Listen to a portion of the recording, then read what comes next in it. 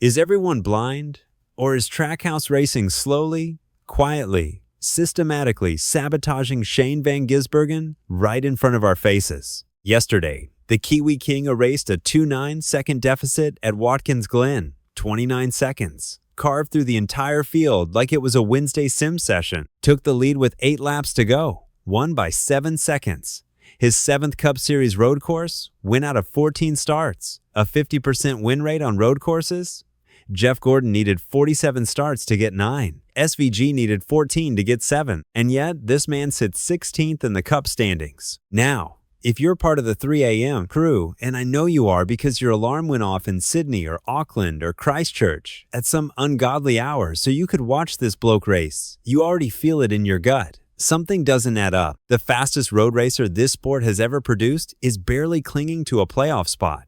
And the question nobody in the American broadcast booth wants to ask is why? Because the answer might embarrass the people writing the checks. Let's run the numbers.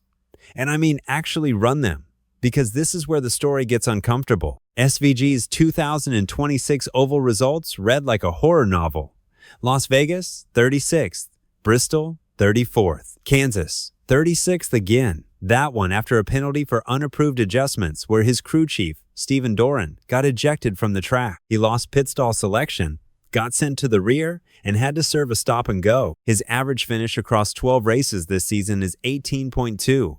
Strip out Watkins Glen and Coda, where he ran second, and his average on ovals alone balloons into the mid-20s. Now, here's the part that should make you furious. The 97 car has started from the back half of the field on ovals repeatedly. 18th at Phoenix, 16th at Las Vegas, 33rd at Darlington, 33rd at Bristol, 33rd at Talladega, 30th at Texas. You can't win races from 33rd. You can barely survive them. His qualifying positions on ovals are consistently worse than his road course speed, suggests his raw talent should produce. That tells you something about what the car is giving him on Sundays. Justin Marks himself admitted after Watkins Glen, and I'm quoting directly, "The way we started this season, it's unacceptable to us. It's not up to the standards we set for ourselves."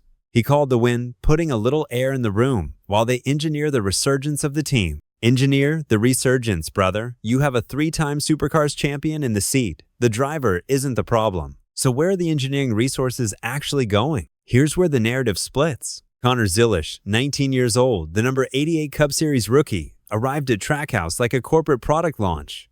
Red Bull branding, WeatherTech money, replaced Daniel Suarez without blinking. His Xfinity resume is absurd.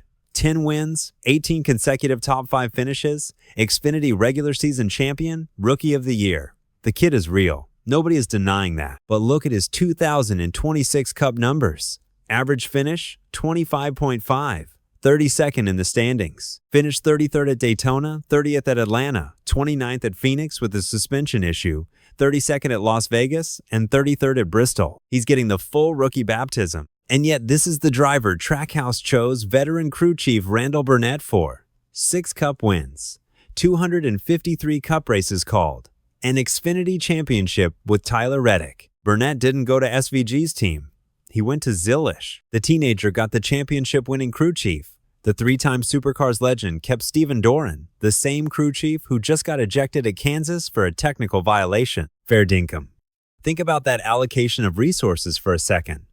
But when Trackhouse restructured for 2026, they poached Brandon McSwain from Hendrick Motorsports, William Byron's lead race engineer, and gave him to Ross Chastain. They paired Zilisch with Burnett, and SVG got continuity, which sounds nice until you realize continuity might just be corporate language for, we already invested the upgrades elsewhere. This isn't about Zilisch being bad. It's about who Trackhouse is building toward, and it doesn't look like the Kiwi King. Now let's talk about what you can't put on a spreadsheet.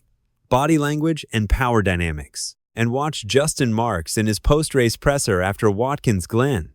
He calls SVG a race car driver at a level this sport has never seen on road courses. That sounds like praise, but reread it. On road courses. That qualifier is doing heavy lifting. Marks isn't calling him the future of the team. He isn't saying this is the guy we build the franchise around. He's calling him a specialist, a road course weapon, a tool you deploy 6 times a year and manage the other 30. Now, contrast that with how Trackhouse introduced Zilisch, the next iteration of Trackhouse, creating the Trackhouse legacy. That's franchise language. That's the way you talk about the guy you see in the seat for the next 15 years. SVG signed a multi-year extension in August 2025 after his 5-win rookie season.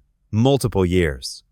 Bob Pockras reported it, but no one confirmed the exact end date. Most insiders suggest the deal runs through 2027, possibly 2028. But here's the what if that should keep you awake, even at 3 a.m. when you're already up. What if SVG's contract isn't a commitment? What if it's a holding pattern? What if Trackhouse locked him in just long enough to ensure they didn't lose him to a rival before Zilisch was ready to become the undisputed number one? A seat warmer deal disguised as loyalty, because there's a pattern in NASCAR that repeats like clockwork.